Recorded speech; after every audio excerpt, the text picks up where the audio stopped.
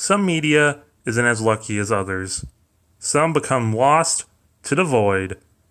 Some examples include the lost dubs of Urusei Yatsura.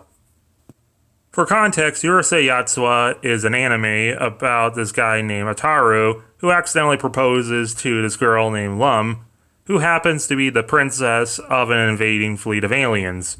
And it's awkward because Ataru already has a girlfriend. Shenanigans ensue and more girls are introduced. As you can see, it's basically the OG harem anime. It's no ranma, but overall it's an alright anime. It can be funny, the animation's very classic 80s anime, and the music's great. But it's probably one of those animes you probably don't know the name of, but you're like, hey, that character looks familiar. This might be because that for some reason Urusei Yatsura has never had a successful anime dub into English. The first attempt was by Animax in 1995 with a direct translated title, Those Obnoxious Aliens! They only dubbed the first 2 episodes.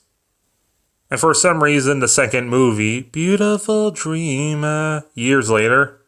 In the year 2000, BBC 3 did a dub of the first and third episode, but they were gag dubs, so they don't really count.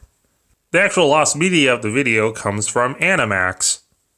Animax supposedly did the entire 195 episode series, but the only thing that survived was episode 27, 33, and a promo for 28. And they translated the title as Alien Booziebat, whatever that means. This would have supposedly aired on Animax Asia, so there wouldn't have been too many places for it to air. But supposedly, there's a dub even more lost, an Alaskan dub? Redditor Turbo Guppy says this, claiming to remember an old anime called Cosma the Invader Girl. And by context clues, you can put together that it was probably Yatsura, with the dub supposedly calling Lum Cosma and Ataru Chris. He remembers stuff like a theme song and several episodes line up to Yatsura. This is the only source of the claim that Cosma the Invader Girl exists. This one Reddit post is the only source of Cosma the Invader Girl even existing, so it might not, but it does sound very plausible that it does exist. I mean, 4Kids would always do stuff like this.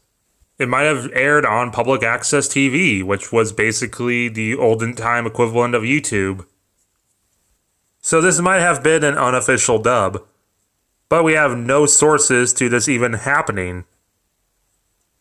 So for now, the Animax dub, mostly lost.